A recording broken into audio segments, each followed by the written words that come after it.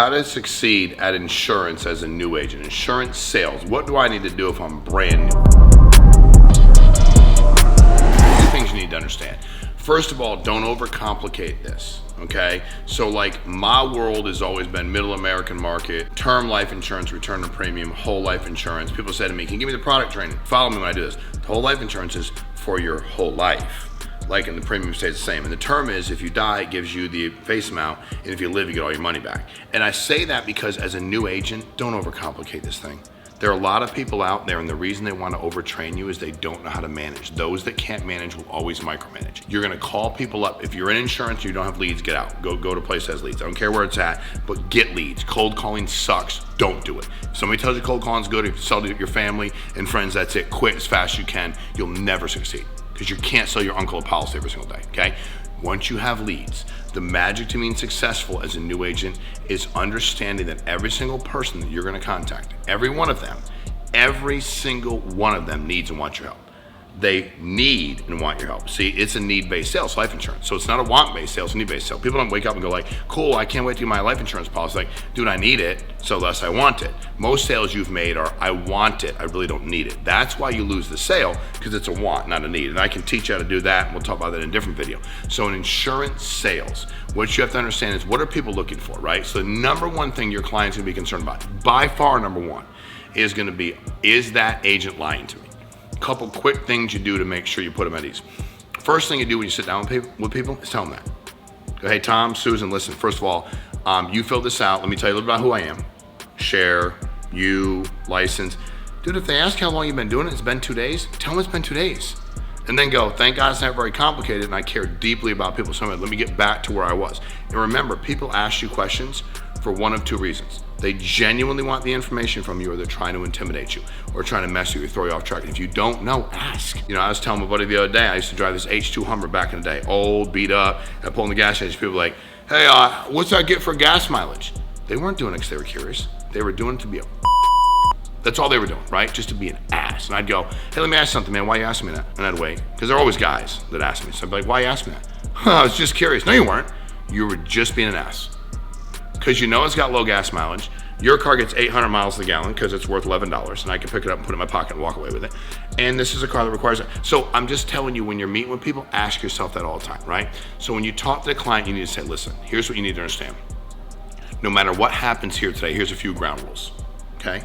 Number one, I'm gonna go ahead and get you all the information you need to see what you actually are eligible for. It's life insurance. It's purely based on your health. What you're eligible for, what that's gonna cost you, and the specifics of the products, and none of the products are complicated, okay?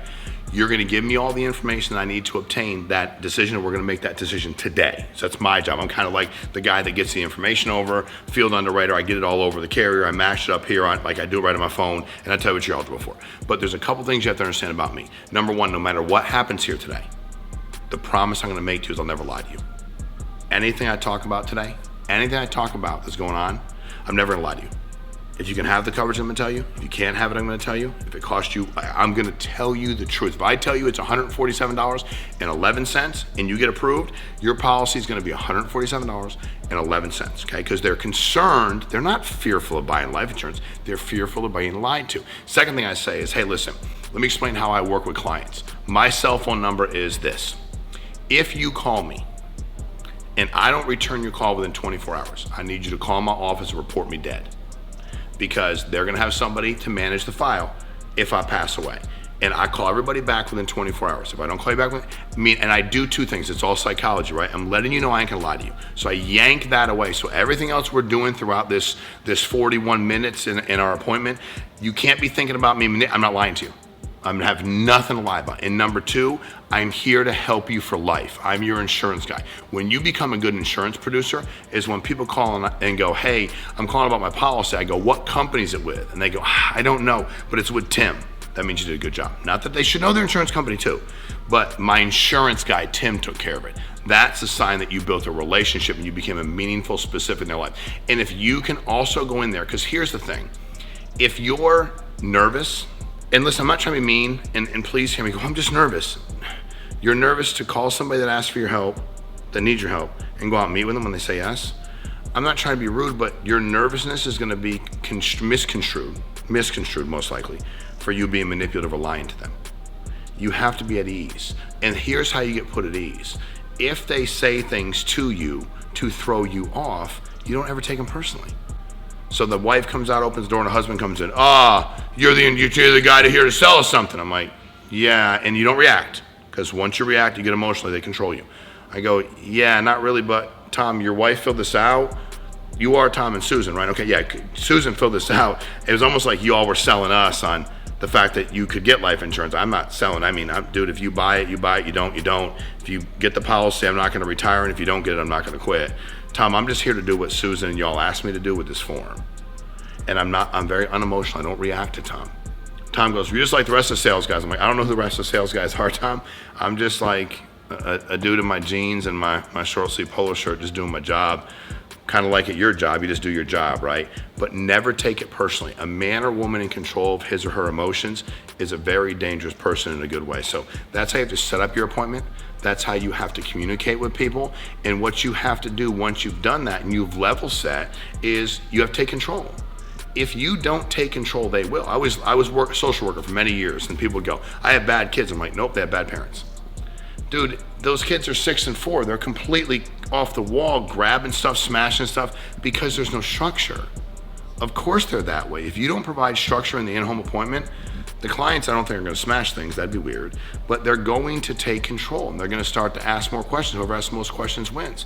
So that's what you do, is start to ask a lot of questions. Hey, Tom, before we get started, when y'all fill this out, what were you thinking about? And then Tom will tell you, I wasn't thinking about much of anything. Susan, when you figure it, okay, got it. And if they're not talkative, you go, okay, Susan, let me ask you something. Tom, and excuse me, Tom, but we have to be adults, right? Tom dies tomorrow. Walk me through your financial situation.